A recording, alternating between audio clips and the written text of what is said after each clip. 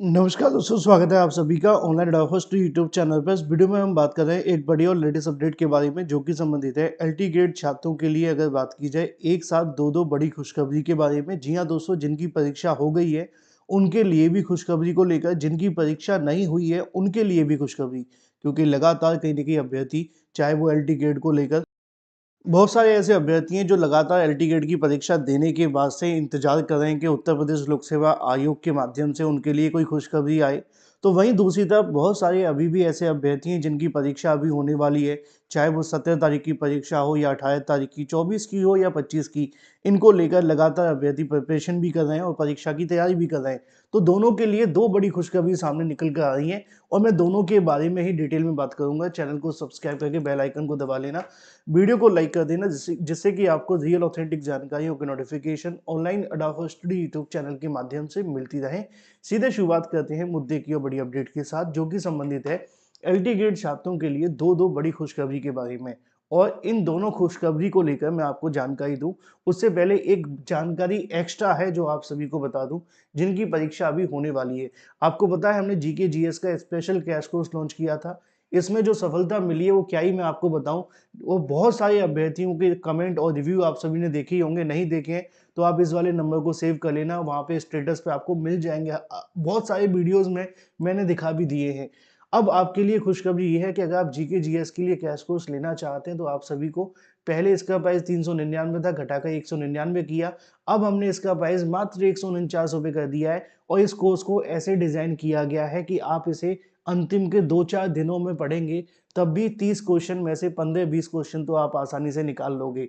यानी कि मान के चलो कि 20-25 प्लस क्वेश्चन आपके पक्के हैं अगर आपने इसको पूरा पढ़ लिया तो। ये आपको पीडीएफ में मिलेगा, जैसे ही पेमेंट करोगे तुरंत आपके व्हाट्सएप पर पीडीएफ भेज दी जाएगी। क्या क्या है, 40,000 वन लाइनर है, 6 month current affair, 25 practice set है, 4,000 एक्सपेक्टेड क्वेश्चंस हैं और 95% आपके एग्जाम में इसी में से आ रहे हैं।